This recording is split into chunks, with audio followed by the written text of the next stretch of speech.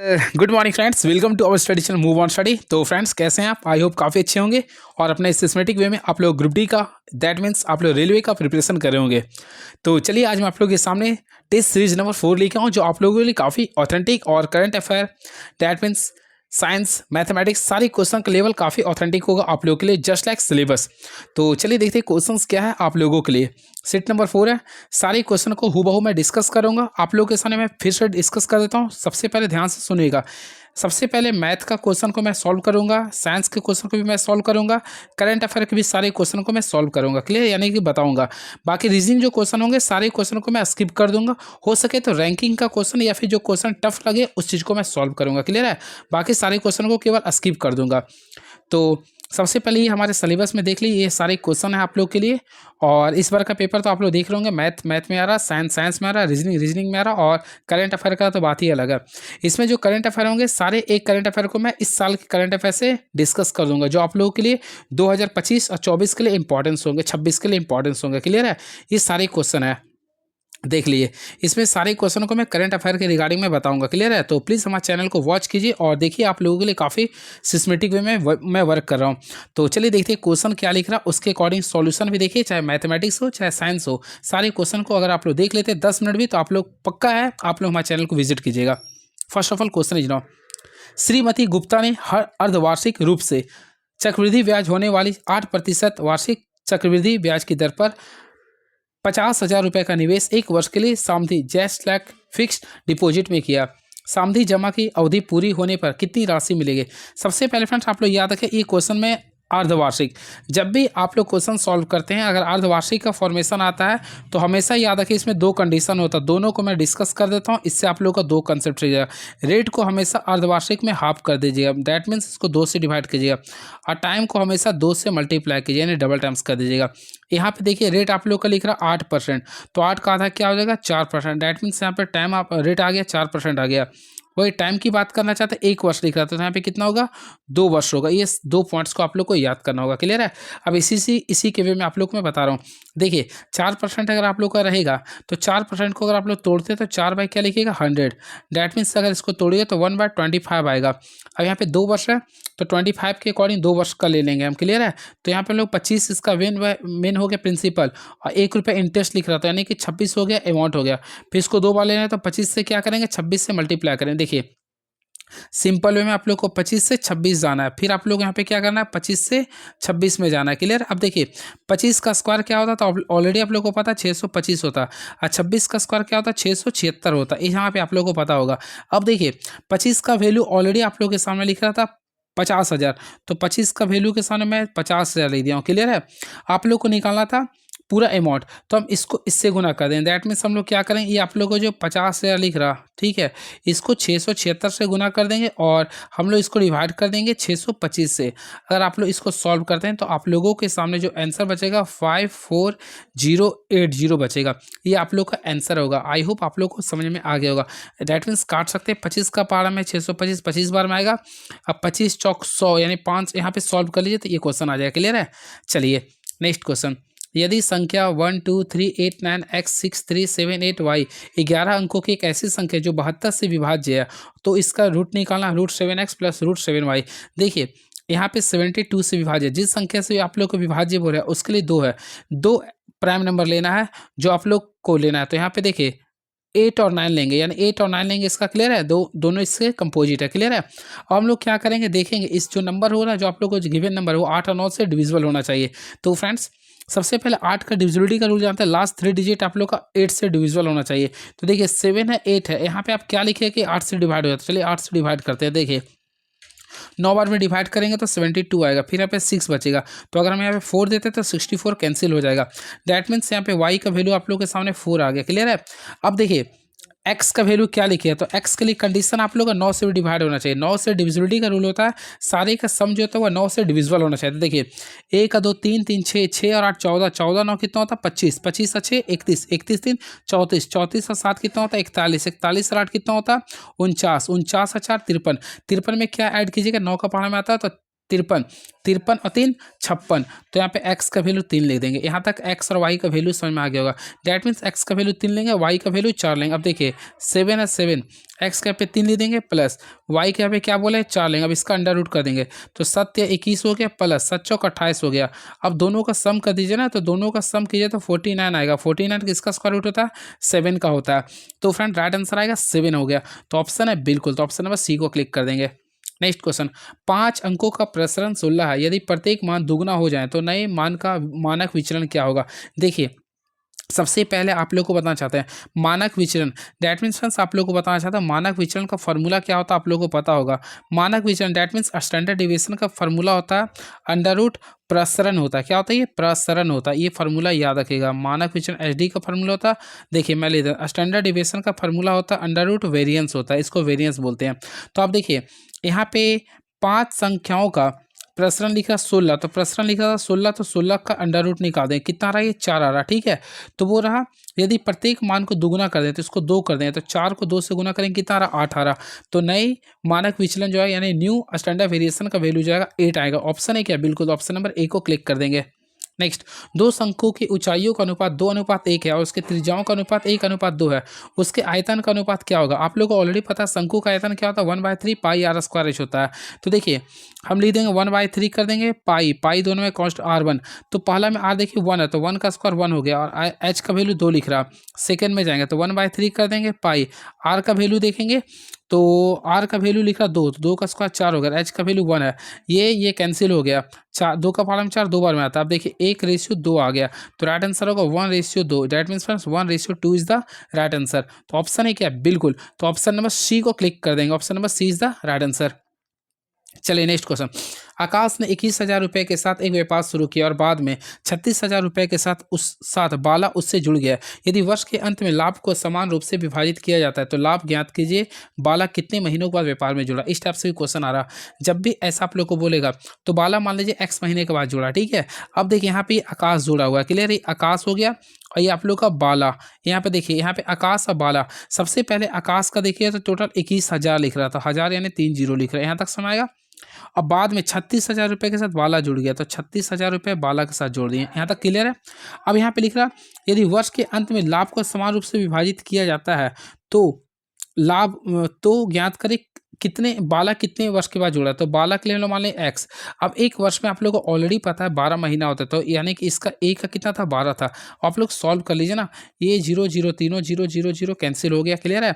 12 का पारा में 36 3 बार आता, 3 के पारा में 21 7 बार में आता, तो देख सकते हैं x का वैल्यू कितना आ रहा 7, तो यहाँ पे 7 आ रहा है x का वैल्यू। लेकिन महीने के बाद बोला, जब भी बात बोलेगा तो आप लोग क्या कीजिए, देखिए को एक साल में 12 महीना होता है, तो 12 में से x का वैल्यू 7 को माइनस कर दीजिएगा, तो क्या आएगा 5। तो ऑप्शन नंबर सी को क्लिक कर देंगे, होपफुली क्लियर हो गया होगा।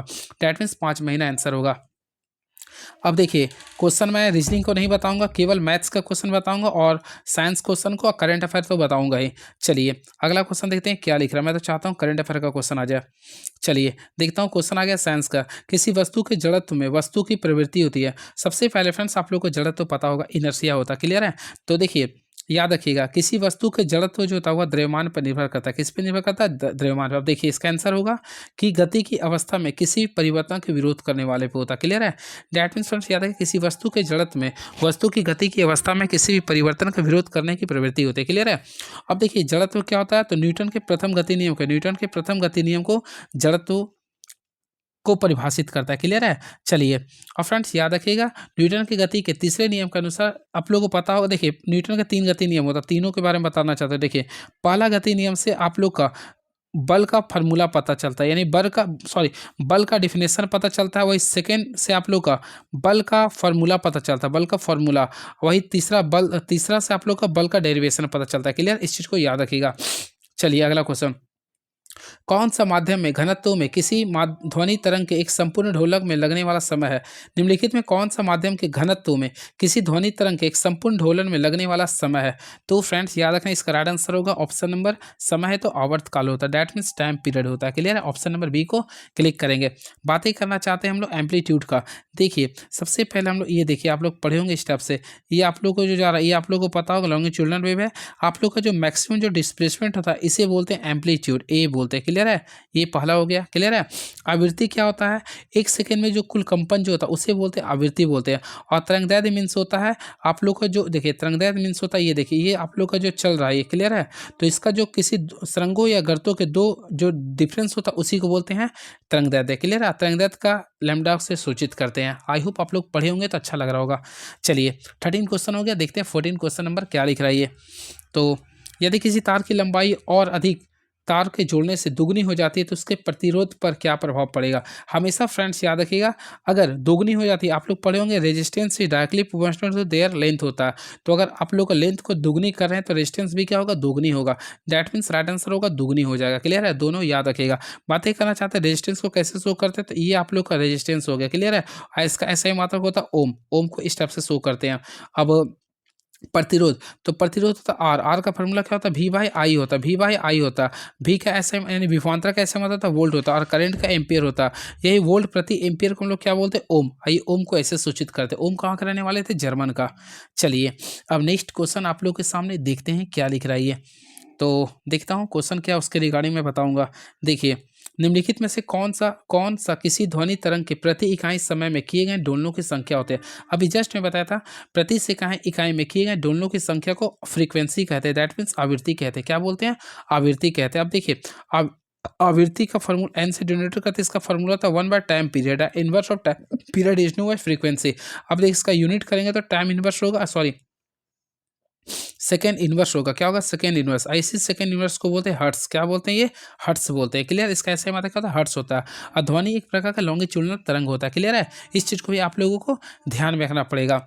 वही बातें करना चाहते हैं आवर्तकाल में बता दी हूँ। आयाम क्या होता है, मैक्सिमम डिस्प्लेसमेंट को बोलते हैं आयाम बोलते हैं। अगला अल्ट्रासाउंड की आवृत्ति रेंज क्या होती है। फ्रेंड्स सबसे पहले याद रखिए अल्ट्रासाउंड का आवृत्ति जो रेंज होता है ये 20 किलो हर्ट्ज से अधिक होता है। दैट मीन्स 20 के हर्ट्ज से अधिक होती है। तो ऑप्शन नंबर बी को क्लिक कर देंगे। और याद रखिएगा अल्ट्रासाउंड जो आता है आप लोग का ये पराश्रवित तरंग के अंतर्गत आते हैं जिसे मनुष्य के द्वारा सुनी नहीं जा सकती है। अब पराश्रवित तरंग आप लोग का देखिए मच्छर, कुत्ता, चमगादड़ द्वारा सुना जा सकता है। क्लियर है।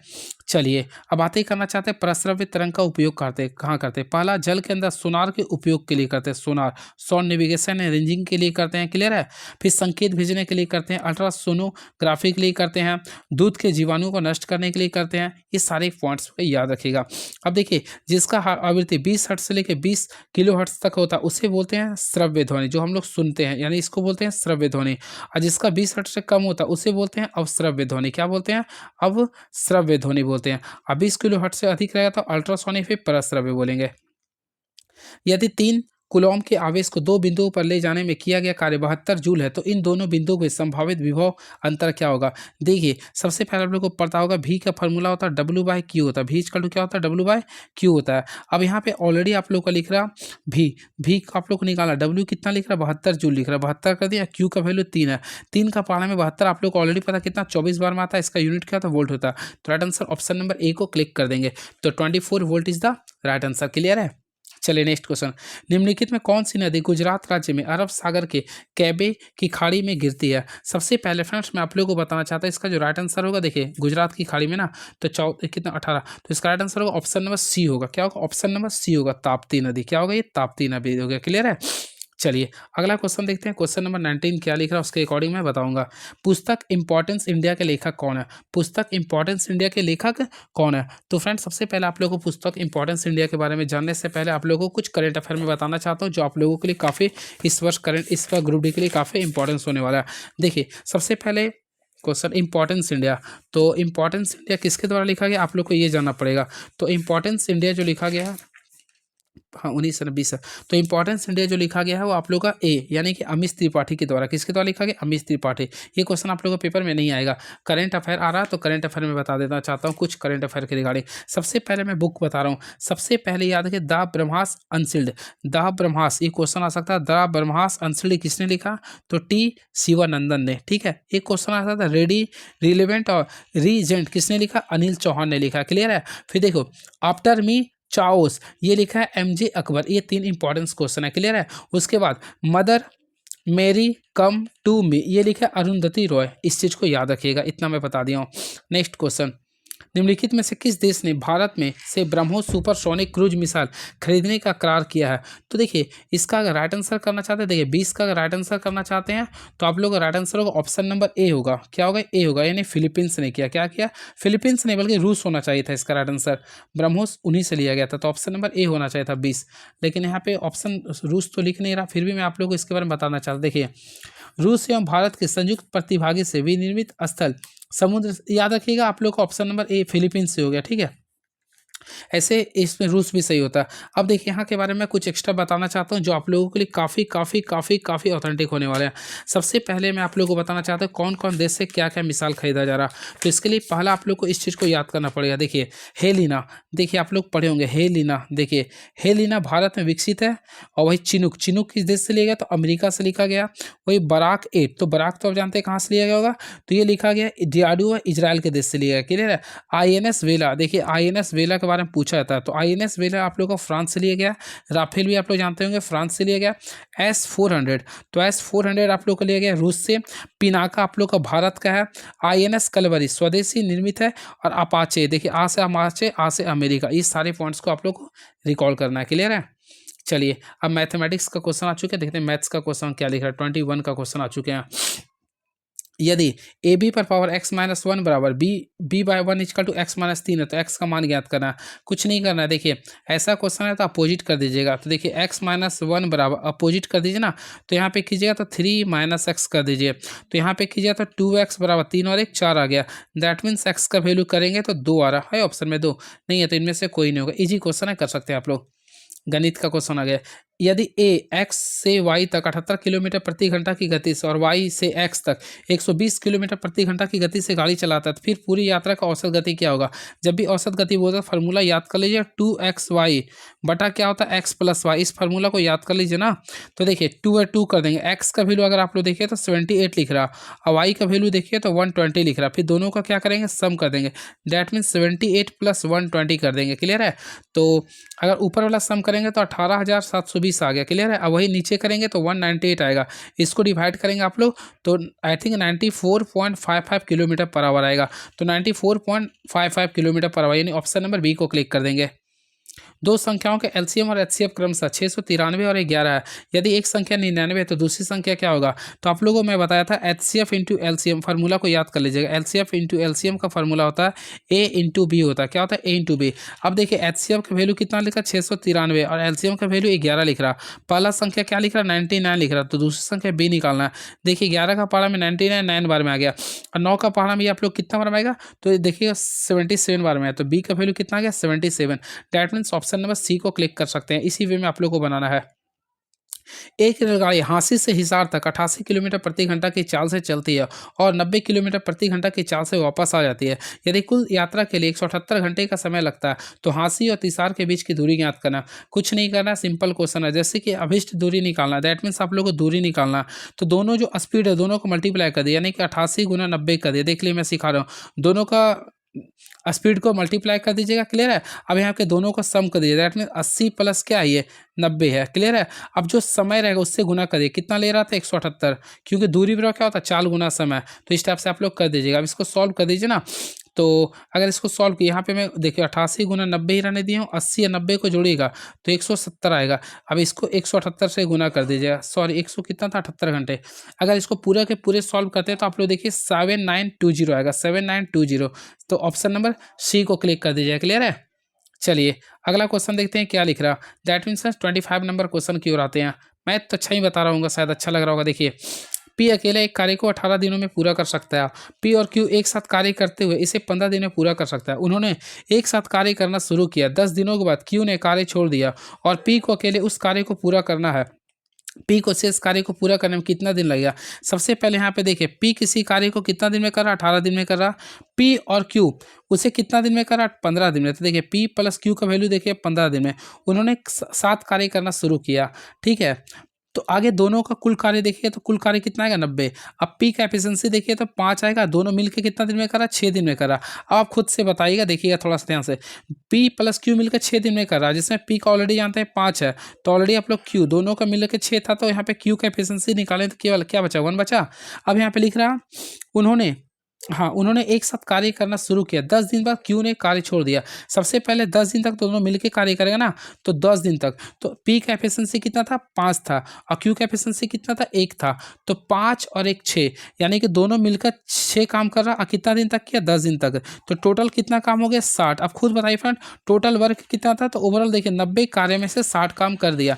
तो ओवरऑल कितना काम बच गया? 30 काम। अब बोला पी को शेष कार्य करने में कितना समय लगेगा? तो पी को कितना की क्षमता 5 था, तो 5 का पाला में 30 कितना बार में आएगा? 6 बार में आएगा। तो इसका राइट आंसर आएगा 6 डेज आएगा। कितना आएगा? 6 डेज आएगा। ओवरऑल राइट आंसर देखेंगे तो ऑप्शन नंबर ए को क्लिक कर देंगे। अच्छा लगा होगा, ऑथेंटिक वे में लगा होगा आप लोगों को। चलिए नेक्स्ट क्वेश्चन। नेक्स्ट क्वेश्चन, ये सब सारे क्वेश्चन आप लोग खुद से कीजिएगा, रीजनिंग के क्वेश्चन को स्किप कर रहा हूँ। देखिए अब क्वेश्चन देखते हैं नेक्स्ट क्या लिख रहा है ये। तो फ्रेंड्स नेक्स्ट क्वेश्चन आप लोगों के सामने ये रहा 32। एक राइफल जिसकी नली 1 मीटर लंबी है, 100 ग्राम का एक गोली का 400 मीटर प्रति सेकंड के वेग से मुक्त करती है। गोली पर औसत बल जो कि पाउडर द्वारा लगाया जाता है क्या होगा? तो देखिए इसमें आप लोगों को मैं जो बता रहा हूँ ध्यान से देखिएगा। सबसे पहले ऐसा क्वेश्चन जब भी आता है तो आप लोगों को एक चीज बताना चाहिए, लंबाई। दैट मीन्स आप लोगों को देखना पड़ेगा कुल लेंथ कितना है, तो 1 मीटर है। आप लोग को यहाँ पे फार्मूला यूज करना पड़ेगा। आप लोग को गति का तीसरा समीकरण वी स्क्वायर वाला क्या होता है? यू स्क्वायर प्लस 2as होता है। और जब भी अपोजिट में लगता है तो माइनस करेंगे, 2as कर देंगे। क्लियर है? अब देखिए यहाँ पे आप लोग को 3 कंसेप्ट बता रहा हूँ। यहाँ पे आप लोग को देखना पड़ेगा गोली का वेग कितना है? 400 मीटर पर सेकेंड है। क्लियर है? अब देखिए यहाँ यू स्क्वायर निकाले तो यू स्क्वायर वाला क्या लिखिएगा फ्रेंड? 2as लिख दीजिए। 2as लिखिएगा। यू का वैल्यू 4 है तो 400 का स्क्वायर कितना होगा? 1600 हो गया। चलिए 2 है, 2 कर दिए। ए का वैल्यू आप लोग को तो पता है क्या? ए का नहीं पता। और ऐसे यानी डिस्टेंस हो गया। डिस्टेंस टोटल कितना लिख रहा? तो ऑलरेडी 1 लिख रहा। तो यहाँ से डिवाइड कीजिए, 800 आ रहा ना। हाँ तो 8000 न्यूटन आ रहा। तो ऑप्शन नंबर बी को क्लिक कर देंगे। चलिए अगला क्वेश्चन देखते हैं मैथ्स का, सॉरी देखिए साइंस का गया। एक अवतल दर्पण से 10 सेंटीमीटर की दूरी पर रखी वस्तु दैट मीन्स बिंब का 4 गुना आवर्धित और वास्तविक प्रतिबिंब बनता है। बताएं कि प्रतिबिंब कहाँ बनेगा? ये क्वेश्चन इसी प्रकार बन जाए। देखिए आवर्धन का फॉर्मूला क्या होता है? दर्पण के लिए -v/u होता है। इस फार्मूला को होपफुली आप लोगों को पता होगा। देखिए कोई भी जितना गुना होता है उसको बोलते हैं एम। तो कितना? 4 दिया है। ठीक है, अब यहाँ पे भी दिया है। यू का वैल्यू ऑलरेडी होता है 10 सेंटीमीटर लिख रहा। तो देखिए यहाँ पे 10 सेंटीमीटर लिख रहा है, ये माइनस में है। तो यहाँ पे भी का वैल्यू निकालिए तो कितना रहा? -40 सेंटीमीटर आ रहा। क्या रहा? ये -40 सेंटीमीटर आ रहा। अगेन आई रिपीट, थोड़ा सा मिस्टेक हो गया, रुकिए। आप लोगों को सबसे पहले एम का फार्मूला पता है? -v/u होता है। इस चीज़ को याद रखिए। ठीक है, और अवतल दर्पण में कोई भी चीज़ दिया रहता है उसे हमेशा माइनस में मानते हैं। ठीक है, तो देखिए ये 4 गुना था तो इसके लिए हम लोग -4 ले देंगे। ठीक है, ये माइनस है, भी निकालना है। यू का ऑलरेडी वैल्यू होता है -10 में लिखेंगे। देखिए ये माइनस माइनस कट गया तो भी का वैल्यू अगर देखेंगे तो माइनस कितना आ रहा? 40 आ रहा। -40 आ रहा। अगर मीटर में है सेंटीमीटर तो सेंटीमीटर ले देंगे। अब देखिए भी का वैल्यू आप खुद देखिए -40 आ रहा। अब माइनस मीन्स होता है आप लोग का ये वस्तु की ओर बनेगा। क्या बनेगा? वस्तु की ओर बनेगा। दैट मीन्स वस्तु की ओर दर्पण से 40 सेंटीमीटर पे बनेगा।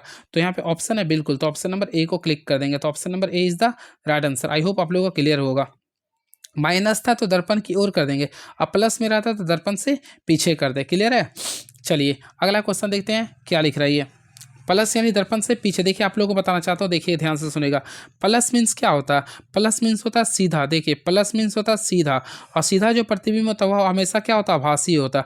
और माइनस यानी होता है उल्टा। ठीक है, चलिए यदि एक परिपथ में कई बल्ब समांतर संयोजन में जुड़े हैं और एक बल्ब फ्यूज हो जाता है तो अन्य बल्बों के साथ क्या होगा? फ्रेंड्स आप लोग को पता होगा, हमेशा याद रखिएगा। देखिए जब भी किसी बल्ब को समांतर, देखिए समांतर क्रम संयोजन में जोड़ा जाता है तो हमेशा इसमें याद रखना करंट का वैल्यू अलग अलग होता है। दैट मीन्स अलग अलग होता है।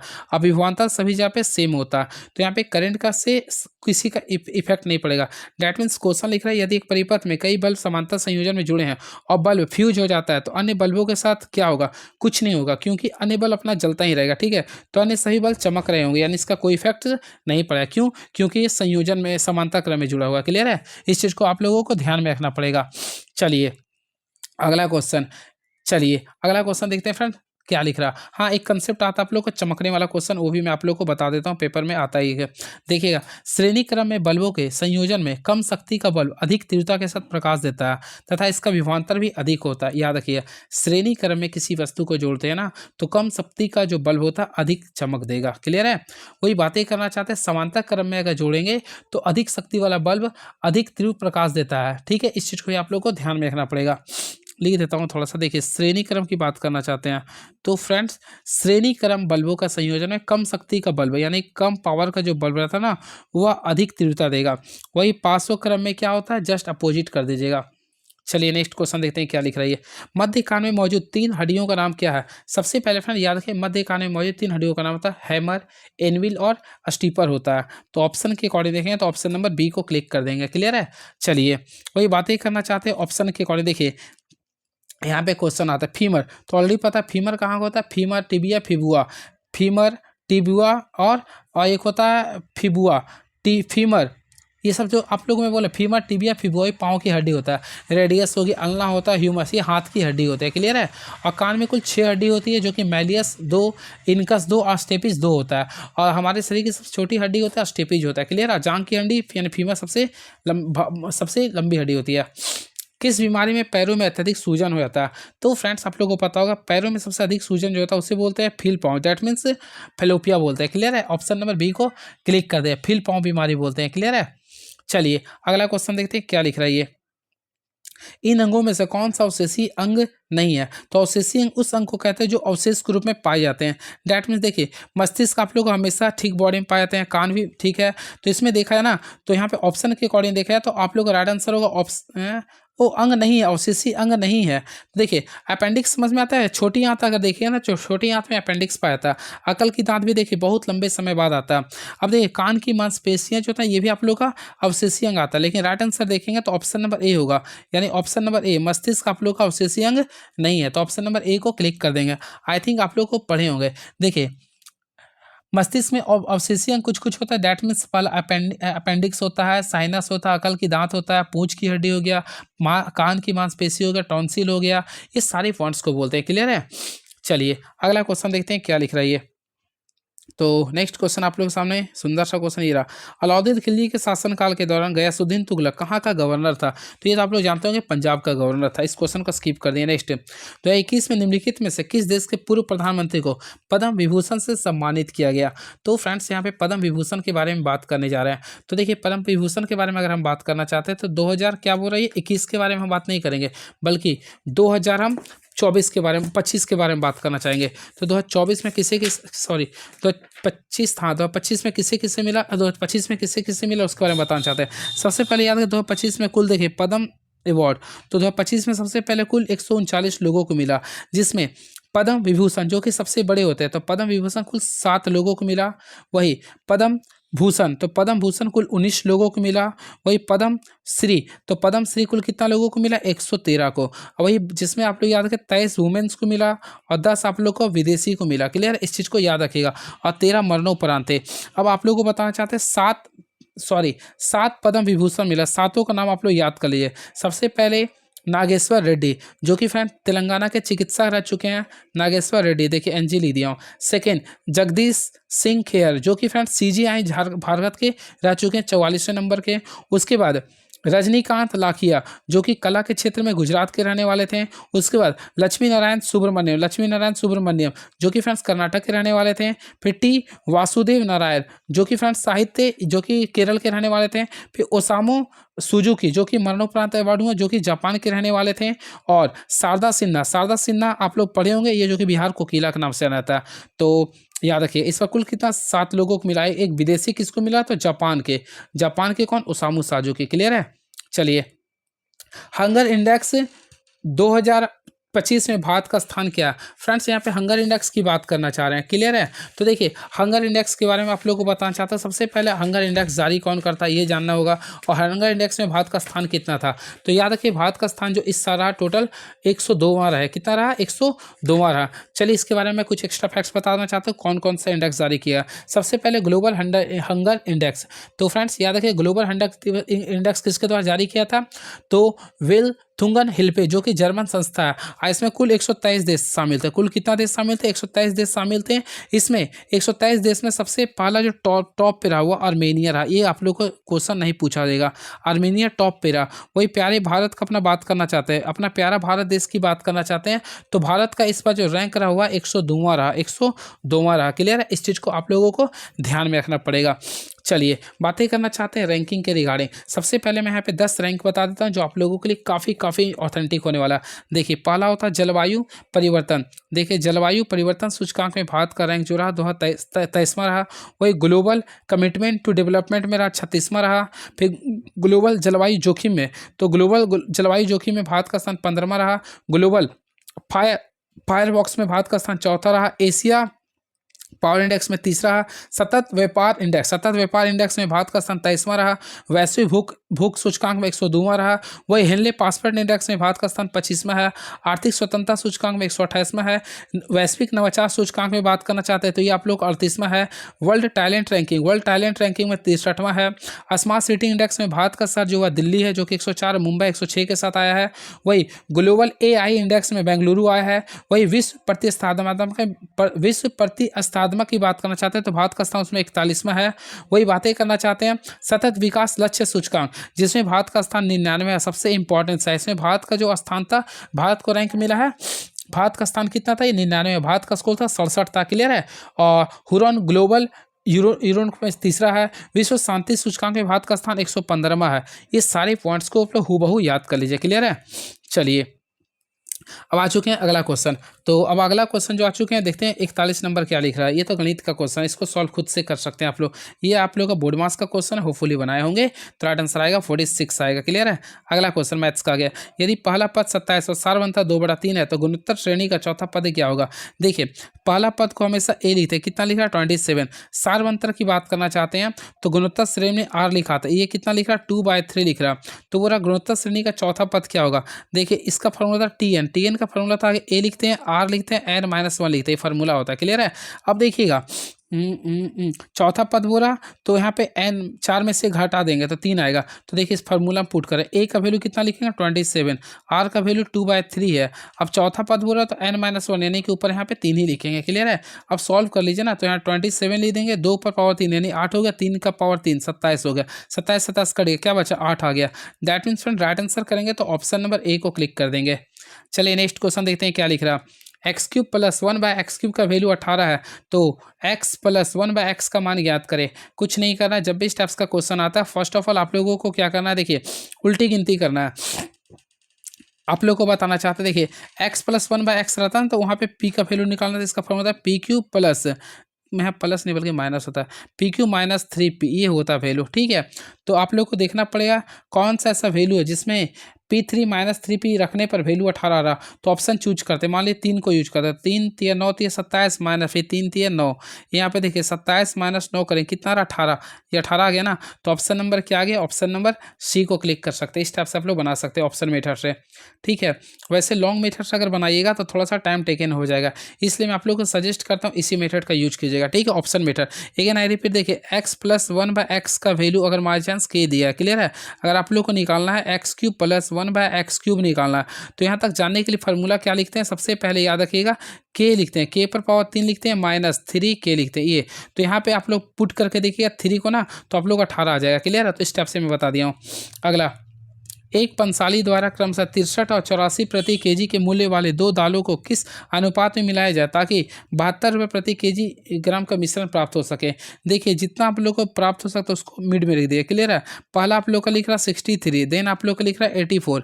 हम क्या करें 84 में से आगे 72.5 को माइनस करेंगे, दैट मीन्स 11.5 आ रहा। फिर 72.5 में से 63 को माइनस करेंगे तो ये 9.5 आ रहा। ओवरऑल दोनों का रेशियो निकालेगा तो 23:19 आएगा, 23:19 आएगा। तो ऑप्शन नंबर डी को क्लिक कर देंगे। चलिए इस क्वेश्चन को सॉल्व कीजिएगा। तो देखिए ये क्वेश्चन है, सबसे पहले जब भी स्टेप्स का क्वेश्चन आता है तो आप लोगों को क्या करना होता है, देखिए आपसे ए गुना करेंगे, ए गुना क्या करेंगे ई गुना ई बी कर देंगे बराबर, देखो ई सी करेंगे, देखिए ई सी गुना क्या करेंगे ई डी कर देंगे। ये आप लोगों को फार्मूला को याद करना है। अब देखिए ए का वैल्यू कितना 5 दे देगा, ई बी का वैल्यू आप लोग को निकालना है, बी का वैल्यू है ना, हाँ बी का वैल्यू, शायद बी का वैल्यू तो दिया है BE, इसका वैल्यू 4 लिख रहा। ठीक है। और इसी का वैल्यू आप लोगों का नहीं पता तो x मान लिए, CD का वैल्यू 8 लिख रहा, होपफुली 4 का पावर में 8 2 बार में आता तो x का वैल्यू निकालिए तो 2.5 आएगा, 2.5। That means option number D को क्लिक कर देंगे। ये क्वेश्चन खुद से कीजिए। चलिए नेक्स्ट क्वेश्चन देखते हैं क्या लिख रहा। यदि घड़ी यदि किसी घड़ी के दोनों सुइयों हर 64 मिनट के बाद मिलती है तो घड़ी प्रतिदिन कितना पीछे हो जाती है। तो इसको बनाएगा तो 32.8/11 मिनट आ जाएगा। चलिए अगला क्वेश्चन देखते हैं जो आप लोगों के लिए क्या लिख रहा है ये। जिम्नोस्पर्म होते हैं, तो इस बार के ग्रुप डी में पेपर में नहीं पूछा इसलिए मैं इसको डिस्कस नहीं करेंगे। और राइट आंसर होगा बीजयुक्त पादप होते हैं। बच्चे का लिंग निर्धारण किससे निर्धारित होता है? हमेशा याद रखिए बच्चे में, मानव में बच्चे का लिंग निर्धारण जो होता है इस बात पर निर्भर करता है कि पिता से कौन सा गुणसूत्र प्राप्त हो रहा। तो ये निर्भर करता है पिता के रक्त समूह से। ठीक है, तो याद रखिए ऑप्शन पिता के गुणसूत्र से होता है। नहीं, पिता के रक्त समूह ने बल्कि गुणसूत्र से। तो ऑप्शन नंबर ए को क्लिक कीजिएगा। क्लियर है, वैसे लिख नहीं रहा था तो ऑप्शन नंबर ए को क्लिक कर दीजिएगा। और याद रखिए मानव में गुणसूत्रों की संख्या 23 जोड़े, दैट मीन्स टोटल 46 होते हैं। अब पुरुष में देखिए सबसे पहले मान लीजिए मेल है और ये फीमेल है। देखिए मेल और फीमेल में टोटल 22 जोड़ा जो होते हैं वह XX होते हैं, लेकिन 23वां जोड़े होते हैं वह मेल में XY हो जाते हैं और फीमेल में XX ही रहते हैं। ऐसे ही बोलते हैं, लिंग गुणसूत्र बोलते हैं। होपफुली आप लोगों को क्लियर हुआ होगा। क्लियर है, चलिए next question. That means next question देखते हैं क्या लिख रही है। पौधों में शर्करा का सामान्य परिवहन रूप क्या है? हमेशा याद रखिए पौधों में शर्करा का सामान्य परिवहन का जो रूप होता है वह सुक्रोज होता है। क्या होता है ये? Sucrose. That means option number D को क्लिक कर सकते हैं। Option number D is the right answer. बातें करना चाहते हैं सुक्रोज के बारे में। सबसे पहले सुक्रोज जो होता है एक प्रकार का डायसैकराइड होता है। क्या होता है ये? डायसैकराइड होता है। इसको हम लोग टेबल शुगर भी के नाम से भी कहते हैं। इसको क्या बोलते हैं? टेबल शुगर भी बोलते हैं, या फिर आम शर्करा या फिर केन शुगर भी कहते हैं। क्लियर है। बातें करना चाहते हैं ग्लूकोज, तो ग्लूकोज एक प्रकार का मोनोसैकराइड होता है जो मानव शरीर के लिए सबसे महत्वपूर्ण ईंधन दैट मीन्स कार्बोहाइड्रेट देता है। क्लियर है। अब बातें करना चाहते हैं फ्रुक्टोज, तो फ्रुक्टोज भी एक मोनोसैकराइड होता है जिसे फ्रूट शुगर भी कहते हैं। क्लियर है। और गलैक्टोज भी एक प्रकार का क्या होता है? तो मोनोसैकराइड होता है, इसे ब्रेन शुगर कहते हैं। चलिए सारे चीज़ को मैं क्लियर कर दिया हूँ। देखिए एक मिनट, मोनोसैकराइड, तो मोनोसैकराइड उसे कहते हैं जिसमें केवल एक ही सैकराइड्स होते हैं। डैट मीन सबसे पहले इसमें ग्लूकोज होते हैं, उसके बाद होता है फ्रुक्टोज होते हैं और एक होते हैं गलैक्टोज होते हैं। ये तीनों को बोलते हैं हम लोग मोनोसैकराइड। अगर दो मिल जाता है तो उसे बोलते हैं डायसैकराइड। जैसे फ्रेंड्स आप लोग सुक्रोज लिखते हैं तो सुक्रोज के बारे में पढ़े होंगे। देखिए सुक्रोज जो होता है ग्लूकोज और फ्रुक्टोज से मिलता है तो इससे बोलेंगे डायसैकराइड। क्लियर है। चलिए लैक्टोज किससे मिलता है आप लोग बताइएगा? तो लैक्टोज मिलता है ग्लूकोज प्लस ग्लूकोज से, तो इससे बोलते हैं लैक्टोज बोलते हैं। क्लियर है। चलिए नेक्स्ट क्वेश्चन। निम्नलिखित में कौन सा मानव गुद्दे का सामान्य कार्य नहीं है? मानव गुद्दे यानी किडनी का सामान्य कार्य नहीं। ऑप्शन, रुधिर में जल का परिवहन की कंट्रोल करना। फ्रेंड्स आप लोगों को पता है जल में खून में जल की मात्रा कंट्रोल किडनी करता है। रुधिर में शर्करा की मात्रा को कंट्रोल कर, तो शर्करा की मात्रा को जो कंट्रोल करता है वह इंसुलिन करता है। डैट मीन्स ये अग्नाशय का कार्य है। तो ऑप्शन नंबर बी अभी तक मुझे गलत लगा। थर्ड, यूरिया को छान कर बाहर करना बिल्कुल सही है। कई हार्मोनों को स्रावन करना सही है। तो ऑप्शन के रिगार्डिंग देखेंगे कौन सा सामान्य कार्य नहीं है, तो ऑप्शन नंबर बी को क्लिक कर सकते हैं। आई होप आप लोगों का क्लियर हुआ होगा। क्लियर है। चलिए अगला क्वेश्चन देखते हैं क्या लिख रहा है ये। देखिए निम्नलिखित में से किस शैवाल को अगार अगार प्राप्त होते हैं? तो देखिए अगार अगार किसको प्राप्त, किस शैवाल से अगार अगार प्राप्त होते हैं?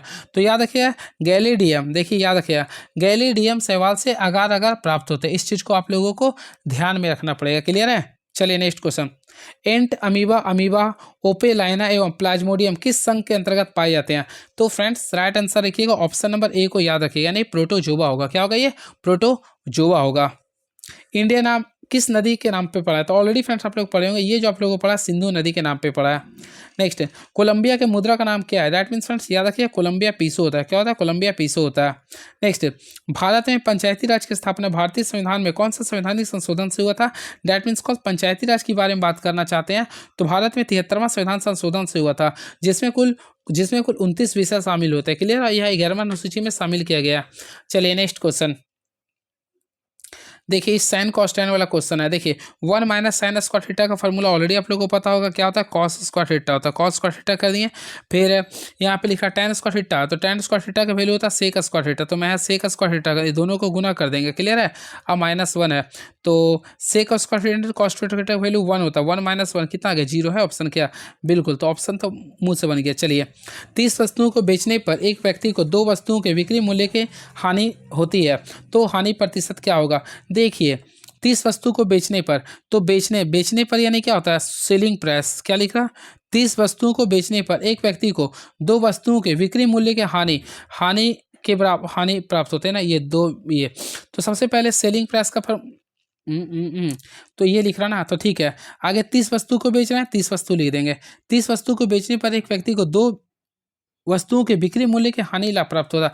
देखिए इसका ट्रिक होता है, जितना बिक्री मूल्य वो लीजिए और दोनों को जोड़ दीजिए, 30 तो क्या होता है 32 इंटू 100 कर दीजिए, टोटल कितना आ रहा है देखिए 6.25 आ जाएगा। शॉर्टकट समझ ऑप्शन नंबर ए को क्लिक कर देंगे। और अगर ये भी कन्फ्यूजन में है तो देखिए सबसे पहले 30 वस्तु को बेचने पर, तो देखिए आगे 30 सीपी है तो 30 आप लोग का एसपी भी तो लिखिएगा, दोनों को बराबर रखना है, बराबर 2 आप लोग को वस्तु के विक्रय मूल्य के बराबर हानि प्राप्त हो रहा, तो ये कर दिए। अब आप लोग निकाल सकते हैं, that means CP by SP का रेशियो निकाल दीजिए, तो सीपी बाय एसपी का निकाले तो 32/30 आएगा। हानि कितना हो रहा, 2 का सीपी कितना था 32 का था, गुना क्या करेंगे 100, टोटल आंसर क्या आएगा 6.25 आएगा, दैट मीन्स आंसर। चलिए ठीक है, एक 1610 में गुणनखंडों की संख्या ज्ञात करें। सबसे पहले फ्रेंड जब भी गुणनखंडों की संख्या ज्ञात करने के लिए बोलते हैं तो यहाँ पे 1610 है, 2 से लगाएंगे, 2 का पारा में कितना बार में आएगा 805 बार में आएगा, क्लियर है।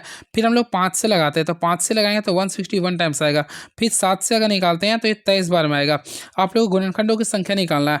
यहाँ पे अगर आप लोग देखिएगा, थोड़ा सा देखिएगा ध्यान से, यहाँ पे क्या 2 आ गया गुना 5 आ गया गुना 7 आ गया गुना 23, यही आ रहा ना। तो हम लोग क्या करेंगे, गुणनखंडों की संख्या जब भी निकालता है तो पावर में 1 जोड़ते हैं, इसके ऊपर 1 है, इसके ऊपर 1 है, इसके ऊपर, तो 1 में 1 जोड़ेंगे तो पहला आंसर 2 आ गया, फिर गुना, फिर 1 में 1 जोड़ेंगे 2, फिर 1 में 1 जोड़ेंगे 2, फिर 1 में 1 जोड़ेंगे 2, तो 2 दूनी 4 दूनी 8 दूनी 16, तो राइट आंसर होगा 16। तो ऑप्शन नंबर सी को क्लिक कर देंगे। चलिए अगला क्वेश्चन देखते हैं क्या लिख रहा। तो फ्रेंड्स नेक्स्ट क्वेश्चन ये रहा, यदि चर की संख्या 4 3 2 1 और इसकी बारंबार था 1 2 3 4 है तो माध्य ज्ञात करना। जब भी ऐसा क्वेश्चन था माध्य निकालने बोलता तो 4 को आगे 1 से गुना करेंगे, 4 एकम 4 हो गया, फिर 3 को 2 से गुना किए तो 3 दूनी 6 हो गया, फिर 2 को 3 से गुना करें 6, 1 को 4 से गुना करें 4। अब ओवरऑल टोटल नंबर कितना था 1 2 3 4, तो 1 2 3 4 को जोड़ेंगे तो 10 है, तो 4 6 10 6 16 4 20, 20 को 10 से भागा देंगे कितना आएगा 2, तो ऑप्शन है बिल्कुल बिल्कुल, तो option number C is the right answer. चलिए देखता हूँ क्वेश्चन अब क्या लिख रहा है ये, तो देखता हूँ क्वेश्चन क्या है ये। हाँ क्वेश्चन आ चुका है, निम्नलिखित में कौन क्षार नहीं है। तो फ्रेंड्स NaOH, तो ये आप लोगों को पता है NaOH तो जिसका pH मान कितना होता है 14, तो ये तो पूरा एकदम क्या लेता है, इसको प्रबल क्षार बोलेंगे। KOH ये भी आप लोगों का प्रबल क्षार में आता है। NH4OH ये भी आप लोगों का क्षार है। C2H5OH ये भी तो मुझे क्षार ही लग रहा। C2H5OH ये इथाइल अल्कोहल है, तो अल्कोहल आप लोग का क्षार तो नहीं होना चाहिए मेरे अकॉर्डिंग, तो ऑप्शन नंबर डी होगा, क्लियर है। तो देखिए अगेन पहला लिख रहा है NaOH, तो फ्रेंड्स इसको बोलते हैं sodium hydroxide, that means caustic soda इसको कहते हैं, क्लियर है। और पोटेशियम हाइड्रोक्साइड इसको बोलते हैं कॉस्टिक पोसाड। देखिए कॉस्टिक, देखिए कॉस्टिक दोनों को बोलते हैं, लेकिन इसको बोलते हैं कॉस्टिक सोडा और इसको बोलते हैं कॉस्टिक पोटास। पहला दोनों में देखिए अगर बोलेगा NaOH को क्या बोलते हैं तो इसको बोलते हैं कॉस्टिक सोडा, और वही NaOH को KOH को क्या बोलते हैं कॉस्टिक पोटास। याद हो गया होगा दोनों, ठीक है। ये दोनों आप लोग का क्या एक क्षार है। NH4OH भी आप लोग को पता होगा, इसे बोलते हैं methyl alcohol, that means would स्प्रिट्स बोलते हैं, सॉरी हाँ इसको ये अमोनियम हाइड्रोक्साइड है। लेकिन यहाँ पे देखेंगे ना C2H5OH इससे बोलते हैं इथाइल अल्कोहल, तो इथाइल अल्कोहल एक प्रकार का क्या होता है तो क्षार नहीं होता है, क्लियर है। चलिए अच्छा क्वेश्चन था ये लेवल का क्वेश्चन ही पूछा जा रहा है इसलिए मैं बता रहा हूँ। विद्युत ऋणात्मकता किसी परमाणु की क्षमता को मापता है। सबसे पहले फ्रेंड याद रखिए, विद्युत ऋणात्मकता किसी परमाणु के इलेक्ट्रॉनों को आकर्षित करने की क्षमता का माप होता है। दैट मीन्स किसी भी इलेक्ट्रॉनों को आकर्षित करने की क्षमता को ही क्या बोलते हैं विद्युत ऋणात्मकता। तो ऑप्शन नंबर क्या करेंगे सी को क्लिक कर देंगे। दैट मीन्स देखिए क्लोरीन है, क्लोरीन में अगर हम लोग एक इलेक्ट्रॉन को जोड़ दिए तो क्या हो क्लोरीन माइनस हो जाएगा, ठीक है। तो याद रखना यह किस में पाया था, तो इसके लिए एक ट्रिक था, फोन में याद नहीं शायद FS इसका कुछ ट्रिक होता है। देखिए फोन याद किया था शायद FSON याद कर लिया, या फिर FOSN NO जो कि देखिए एक होता है आप लोगों को फ्लोरीन में होता है, सल्फर में होता है, ऑक्सीजन में होता है, नाइट्रोजन में, इस सारे तत्वों में पाया जाता है विद्युत ऋणात्मकता, क्लियर है। और सबसे अधिक विद्युत ऋणात्मकता डैट मीन्स इलेक्ट्रोनेगेटिविटी सबसे ज़्यादा किसका होता है फ्लोरीन का होता है, याद रखिएगा, क्लियर है। चलिए और सबसे अधिक विद्युत इलेक्ट्रोपॉजिटिविटी किसका होता है क्लोरीन का होता है, इसका पॉजिटिव होता है, इसका इलेक्ट्रोनेगेटिविटी होता है। चलिए नेक्स्ट क्वेश्चन रदरफोर्ड के अल्फा कणों के प्रकीर्णन प्रयोग के परिणाम स्वरूप किसकी खोज की गई थी। सबसे पहले आप लोगों को पता होगा इलेक्ट्रॉन, तो इलेक्ट्रॉन की खोज जे टॉमसन ने किया था, प्रोटॉन की खोज गोल्डस्टीन ने किया था, न्यूट्रॉन की खोज जेम्स चैडविक ने किया था। तो परमाणु में नाभिक की खोज किसने किया था रदरफोर्ड ने किया था, क्लियर है। और किससे किया था अल्फा कणों के प्रकीर्णन से किया था, क्लियर है। चलिए और न्यूट्रॉनो, एक होता है न्यूट्रॉनो, देखिए मैं लिखा देता हूँ, एक होता है न्यूट्रॉनो, न्यूट्रॉनो की खोज किसने किया था पॉली ने किया था। एक होता है पॉजिस्ट्रॉन, तो पॉजिस्ट्रॉन की खोज किसने किया था एंडरसन ने किया था, क्लियर है। चलिए अब फ्रेंड्स क्वेश्चन आता है आप लोग का कि नाभिक का शेप क्या होता है, तो गोलाकार होता है। और नाभिक का आकार क्या होता है, देखिए 10⁻⁻15 मीटर होता है। दैट मीन्स इसको एक फर्मी बोलते हैं। और क्या, कुछ नहीं वैसा है ना। चलिए, तो नाभिक धनावेशित होता है, इसका आकार क्या होता है 10⁻15 मीटर, यानी दैट मीन्स एक फर्मी के बराबर होता है। ये क्वेश्चन अच्छा है। अभिक्रिया MgO प्लस CO में समीकरण Mg प्लस CO2 किस प्रकार का ऑक्सीकारक है, देखेंगे। इसमें फ्रेंड्स अगर आप लोग देखिएगा ना, तो वो रहा किस पदार्थ का ऑक्सीकरण हो रहा। तो देखिए इसमें ऑक्सीकरण निकालने के लिए ऑक्सीकरण, तो ऑक्सीकरण उसे बोलते हैं जिसमें इलेक्ट्रॉन का त्याग होता है, इलेक्ट्रॉन का जिसमें त्याग होता है। तो ऑलरेडी MgO में अगर आप लोग देखिए तो कार्बन मोनोऑक्साइड का क्या हो रहा, ये त्याग हो रहा। तो राइट आंसर कार्बन मोनोऑक्साइड देखेंगे। क्लियर है। चलिए अगला क्वेश्चन, सहसंयोजक यौगिक क्या है। सहसंयोजक यौगिक सबसे पहले ऐसे होते हैं, देखिए कार्बन एवं उसका अप्रूप पड़े होंगे। तो देखिए सहसंयोजक सबसे पहले कार्बन के विद्युत के कुचालक होते हैं। इसका गलनांक उतना काफ़ी निम्न होता है। जुड़ने वाले परमाणुओं में इलेक्ट्रॉनों के द्वारा साझेदारी करते हैं। That means right answer all of these हो जाएगा। ठीक है, तो ऑप्शन नंबर डी को क्लिक कर देंगे। चलिए, जैसे फ्रेंड्स आप लोग पढ़े होंगे हाइड्रोजन, जैसे H2 लिखते हैं, तो ये आप लोग ऑलरेडी देखे होंगे, H यहाँ रहता है, एक H यहाँ रहता है, ये दोनों आपस में क्या होता है, जुड़े रहते हैं। तो इसको बोलते हैं सहसंयोजन बंधन। क्लियर है। तो ये सारे दैट मीन्स अगर हम लोग मीथेन बनाते हैं, तो मीथेन आप लोग देखते होंगे इस टाइप से बनाते हैं, इसे बोलेंगे सहसंयोजन बंधन। 4.4 ग्राम CO2 का STP का आयतन क्या होगा। ये सब क्वेश्चन अगर आता है तो कुछ नहीं करना है, थोड़ा सा देखिएगा, आयतन निकालने बोलेगा ना, तो आगे CO2, तो CO2 का हम लोग मॉलिक्यूलर मास निकालेंगे। कार्बन का क्या होता है 12 होता है, प्लस 2 है, 2 ऑक्सीजन का क्या होता है 16, 16 दूनी 32, 12 कितना होता है 44, डेट मीन्स इसका 44 ग्राम आ गया। क्लियर है। हम लोग पता है आयतन निकालने के लिए सबसे पहले इसका फॉर्मूला होता है M/M। देखिए M/M इंटू STP पर मान, तो कितना लिख रहा था 22.2.24। देखिए कैसे निकालेंगे, देखिएगा सबसे पहले यहाँ पे देखेंगे तो m का वैल्यू कितना लिख रहा है 4.4 लिख रहा, और टोटल में वैल्यू कितना लाया था 44, और STP पर आयतन होता है इसका 22.4, टोटल सॉल्व करिए तो 2.24 लीटर आ जाएगा। थोड़ा ऑथेंटिक क्वेश्चन था ये। नरेंद्र मोदी ने किस देश के साथ सामाजिक आवास एका परियोजना का उद्घाटन किया। तो देखिए मैं हमेशा क्या बोलें, करंट अफेयर क्वेश्चन जो भी पुराने क्वेश्चन है उसको करंट अफेयर से मैं जोड़ दे रहा हूँ। तो चल यहाँ पे नरेंद्र मोदी के बारे में डिस्कशन करने जा रहे हैं कि यहाँ पे इसे किस किस जगह पे अवार्ड मिला।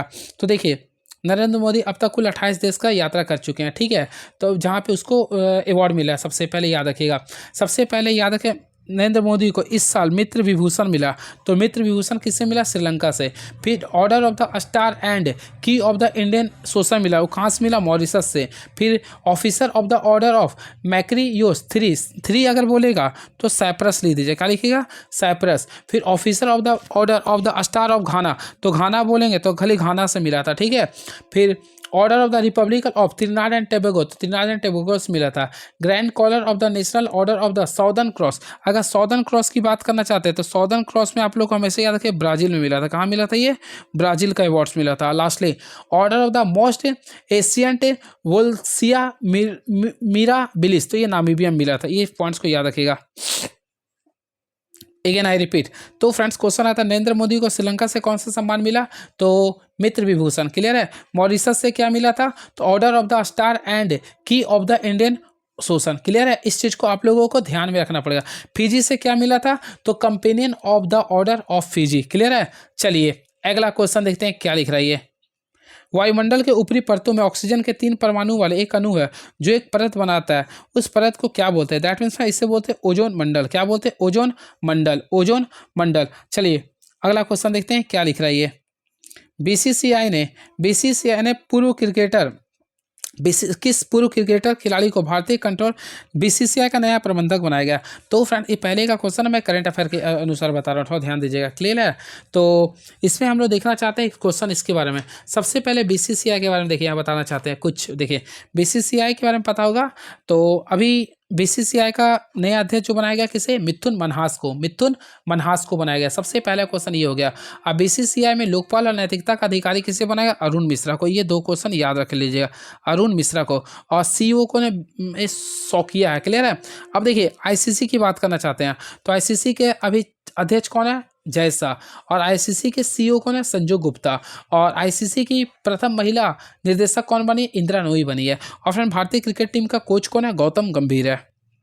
चलिए अगला क्वेश्चन देखते हैं क्या लिख रहा है ये। तो देखते हैं क्वेश्चन क्या लिख रहा है। आ गया हाइट एंड डिस्टेंस का क्वेश्चन। चलिए कोई बात नहीं, जो भी क्वेश्चन है सारे को। एक विमान से सीधी देखिए क्वेश्चन क्या लिखा देखते हैं। एक विमान से ठीक सीधी सड़क पर विमान की विपरीत दिशाओं में स्थित दो अनुक्रमिक किलोमीटर पत्थरों से अवनमन कोण 60 डिग्री और 30 डिग्री है। उस समय विमान की सड़क से ऊंचाई कितनी होगी? कुछ नहीं करना है फ्रेंड, कुछ नहीं करना। देखिए आप लोग को स्टेप से बना लेना है, सड़क बना लेना है। एक 60 डिग्री लिख रहा है, एक 30 डिग्री लिख रहा है। डैट मीन्स ये 60 डिग्री लिख लीजिएगा और ये 30 डिग्री लिख लीजिएगा। अब देखिए 90 होता है यहाँ पे, ठीक है। आप लोग 30 के सामने वैल्यू 1 होता है तो इसके सामने √3 होगा, ठीक है। और इसके सामने √3 गुना होता है तो टोटल यहाँ का वैल्यू आप लोग का लिख रहा है कितना लिख रहा है? क्या लिख रहा है यार? ये तो वैसा कुछ है नहीं। रुकिए इसको मैं बताता हूँ, इसको थोड़ा वेट कीजिए। ऐसे √3/4 हो, इसको रुकिए, ये सब देख लीजिए क्वेश्चन, ठीक है। 85वां नंबर भी क्वेश्चन बन जाएगा। किसी पहिए को 44 किलोमीटर की दूरी तय करने में 1000 चक्कर लगाना पड़ता है तो पहिए की त्रिज्या ज्ञात करना। तो देखिए सबसे पहले कुल त्रिज्या निकालने के लिए फार्मूला होता है, देखिए कुल दूरी निकालने के लिए होता है, देखिए 2πr यानी वृत्त का चक्कर लगा दिया। अब इसमें n निकाल दीजिए, क्लियर है। अब यहाँ पे देखते हैं तो यहाँ पे कुल दूरी के लिए तो फ्रेंड्स n निकालने के लिए बोलेगा, तो n निकालने के लिए आप क्या करें? कुल दूरी तो 2π, तो ध्यान नहीं दे, देखिए यहाँ पे क्वेश्चन में फार्मूला याद कर लीजिए, कुल दूरी। दैट मीन्स कुल दूरी निकालने के लिए फार्मूला था, अगर 2πr कर दीजिए, इसको n से गुना कर लीजिएगा, ठीक है, जहाँ n चक्करों की संख्या। अब देखिए यहाँ पे मैं बताना चाहता हूँ टोटल था 44 किलोमीटर था। अब 1 किलोमीटर 1000 चक्कर लगा रहे थे, बराबर 2/2 पाई का वैल्यू ऑलरेडी 22/7 होता। r निकालना है, n का वैल्यू कितना था? 1000। यहाँ से सॉल्व कीजिए, r का वैल्यू देखिएगा 7 आ जाएगा, 7 मीटर, क्लियर है। तो कुल दूरी बराबर होता है 2πr गुना n। चलिए अब कुछ क्वेश्चन वैसा है नहीं जो मैं बताऊं, देखता हूं करंट अफेयर होगा तो बता दूंगा, वरना सारे क्वेश्चन को मैं डील कर दिया हूं। देखता हूं, हाँ क्वेश्चन तो अभी भी है कुछ नहीं। देखिए CHCl3 का यूपेक नेम क्या है फ्रेंड्स? क्वेश्चन यूपेक नेम से भी आप लोग का पेपर में पूछ रहा है। तो देखिए CHCl3 दैट मीन्स इसको हम लोग बोलते हैं, देखिए CHCl3 इसे फ्रेंड्स हम लोग क्या बोलते हैं? इसे हम लोग बोलते हैं, देखिए ट्राई क्लोरोमीथेन बोलते हैं। क्या बोलते हैं? Try chloromethane. डैट मीन देखिए 3 है तो ट्राई बोलेंगे, क्लोरीन को बोलते हैं क्लोरो, एक कार्बन है तो मीथेन बोलेंगे, इसे बोलेंगे ट्राई क्लोरोमीथेन। अब कैसे बोले एक चीज़ और सिखाते हैं, देखिए CHCl3 इसमें देखिए कार्बन की संख्या 1 है तो एक को बोलते हैं मीथ, 2 को ईथ, 3 को मीथ ईथ प्रोब्यूटेन पढ़े होंगे आप लोग क्लास 10th में, तो इसके रिकॉर्डिंग ये हम कर दिए। अब फ्रेंड्स यहाँ क्वेश्चन आता है यूपेक का फुल फॉर्म क्या होता है? तो international union of pure and applied chemistry होता है। सारे पॉइंट्स को आप लोगों को ध्यान में रखना पड़ेगा, क्लियर है। चलिए अगला क्वेश्चन, कौन हाइड्रोजन में सबसे कम क्रियाशील है? कौन हाइड्रोजन से कम क्रियाशील है? तो ये क्वेश्चन तो पूछेगा ही, हमेशा याद रखिएगा। हाइड्रोजन से कम के बारे में बोलेगा ना तो आप लोग को रिएक्टिविटी सीरीज को याद करना पड़ेगा। सबसे ज़्यादा जो होता है आप लोग पढ़े होंगे पोटेशियम होता है। देखिए मैं लिख देता हूँ, याद रहेगा आप लोगों को। देखिए सबसे ज़्यादा होता है पोटेशियम होता है, पोटेशियम के बाद अगर देखिए तो सोडियम होता है। क्या होता है? सोडियम। उसके बाद होता है कैल्शियम। क्या होता है? कैल्शियम। उसके बाद आप लोग का होता है मैग्नीशियम, ये टॉप 4 होता है। उसके बाद होता है एल्यूमिनियम। इसके बाद होता है आप लोग का जिंक होता है। अब जिंक के बाद होता है Fe होता है। क्या होता है? ये Fe होता है। Fe यानी आयरन होता है, क्लियर है। आयरन की बात करना चाहते हैं। उसके बाद होता है टीन होता है। क्या होता है फ्रेंड? टीन होता है, एसन जिसको बोलते हैं। अब इसके बाद बात करना चाहते हैं लीड होता है। क्या होता है? ये लीड होता है, दैट मीन्स Pb बोलते हैं। अब Pb के बाद ही होता है आप लोग का हाइड्रोजन। क्या होता है? ये हाइड्रोजन होता है। हाइड्रोजन के बाद देखते हैं तो कॉपर होता है। क्या होता है? कॉपर। उसके बाद देखिएगा तो सिल्वर होता है, दैट मीन्स Ag होता है। उसके बाद होता है Au। ये आप लोग को लिस्ट याद करना पड़ेगा। अब क्वेश्चन में लिखा हाइड्रोजन से कम कौन है? तो देखिए हाइड्रोजन कहाँ पे? ये हाइड्रोजन है, तो इससे कम किसका है? Pb मीन्स बोले तो Pb मीन्स शीशा। से कम बोली तो अधिक हो गया, तो Pb से कम कितना? कॉपर का हो गया, तो कॉपर लिख सकते हैं। Option number D. थोड़ा सा ऑथेंटिक क्वेश्चन था, क्लियर है। देखिए टीन का तो ज़्यादा हो गया, जिंक का भी ज़्यादा था, लोहा का भी ज़्यादा था, तो ऑप्शन नंबर डी को क्लिक करें। बहुत सारा स्टूडेंट जो है टीन लगा देंगे क्योंकि उसे पता नहीं होता। तो याद रखिए ना, लोहा के बाद हमेशा टीन ही होता है, लोहा के बाद टीन होता है, उसके बाद होता है शीशा, उसके बाद होता है हाइड्रोजन, क्लियर है। एक बार ऑथेंटिक वे में इसको देख लीजिए, potassium, sodium, calcium, magnesium, aluminium, clear है। उसके बाद जिंक याद कीजिए। देखिए हम याद कीजिए कि एल्युमिनियम का 30 होता है, लास्ट में 3 है तो 3 और 0 से जिंक होता है। फिर देखिए 13 दूनी क्या होता है? 26। ऐसे याद किया हूँ, ठीक है। अब देखिए यहाँ 30 में 20 जोड़ें क्या होगा? टीन आ गया, ठीक है। फिर टीन के बाद याद कर लीजिए Pb। शीशा का क्या होता है आप लोग कमेंट बॉक्स में लिखिएगा। चलिए 1971 में ईमेल का आविष्कार किसने किया था? तो ऑलरेडी फ्रेंड्स आप लोगों को पता होगा, इसका आविष्कार किया था टॉम लिंसन ने। तो ऑप्शन नंबर ए को क्लिक कर देंगे। चलिए नेक्स्ट क्वेश्चन, 3 नवंबर 1957 कौन सा पहला जंतु अंतरिक्ष में भेजा गया था? तो 95 का राइट आंसर होगा ऑप्शन नंबर बी, लाइका। अब यहाँ पे क्वेश्चन आता है अंतरिक्ष से। फ्रेंड्स आप लोगों को पता होगा इस बार आप लोग देखेंगे भारतीय अंतरिक्ष यान पे कौन गया था, तो ये आप लोगों को क्वेश्चन शायद पता होगा, कमेंट बॉक्स में लिख सकते हैं। रुकिए क्वेश्चन आगे इधर देख लेते हैं, रुकिए। विक्रम साराभाई अंतरिक्ष केंद्र के नए निदेशक के रूप में किससे नियुक्ति की गई थी? तो फ्रेंड ये पहले क्या, मैं आप लोग करंट अफेयर बताना चाहता हूँ। अभी जिसका नियुक्ति हुई विक्रम साराभाई अंतरिक्ष केंद्र के लिए, डॉक्टर ए, देख लीजिए मैं लिख देता हूं, डॉक्टर ए राज राजन, ये क्वेश्चन याद कर लिए। डॉक्टर ए राज राजन को VBS यानी VSS का नया चयन किया गया। क्लियर है, विक्रम साराभाई अंतरिक्ष कोड का। और इसका स्थापना कब हुआ, दैट मीन इसरो के पहले जनक थे। इसरो का गठन कब हुआ था, तो आप लोगों को पता होगा 15 अगस्त को हुआ था, 15 अगस्त 1969 को हुआ था, ये आप लोगों को पता होगा। क्लियर है।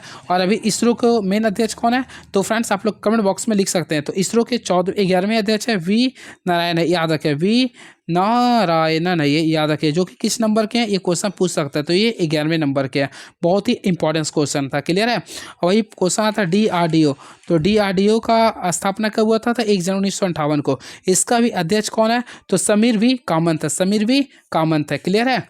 चलिए अगला क्वेश्चन, कौन बाएं हाथ के तेज गेंदबाज है? देखिए बाएं हाथ यानी कि लेफ्ट हैंडर, तो ईशांत शर्मा राइट हैंडर है, आशीष नेहरा लेफ्ट हैंडर है, भुवनेश्वर कुमार राइट हैंडर है, उमेश ये भी राइट हैंडर है। तो ऑप्शन नंबर बी को क्लिक कर देंगे। फ्रेंड्स आप लोग कमेंट बॉक्स में लिखिए आशीष नेहरा का IPL में किस टीम से संबंध है, दैट मीन्स किस IPL टीम का वो कोचिंग करते हैं या मेंटोर है। क्लियर है, ऑप्शन लिखिएगा। तो देखते हैं क्या लिखते हैं। भारत का पहला और एशिया का सबसे बड़ा तरल दर्पण दूरबीन कहाँ स्थापित किया गया?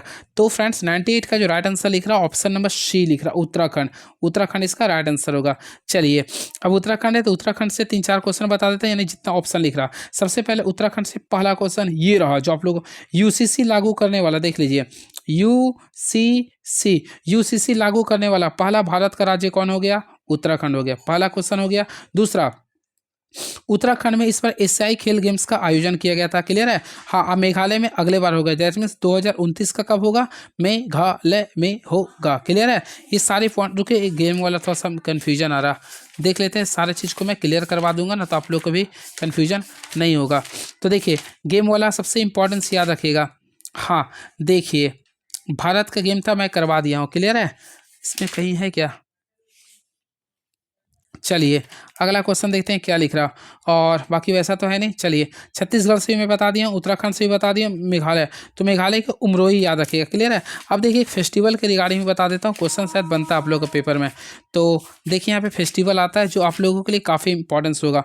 मध्य प्रदेश, तो मध्य प्रदेश में वैसा कोई फेस्टिवल है जो न्यू था? नहीं था। मध्य प्रदेश से कोई करंट अफेयर मेरे माइंड में नहीं आ रहा। हाँ, मध्य प्रदेश के पूर्व मुख्यमंत्री थे जो शिवराज सिंह चौहान ने आप लोगों को पता क्या कौन सा नियम जारी किया?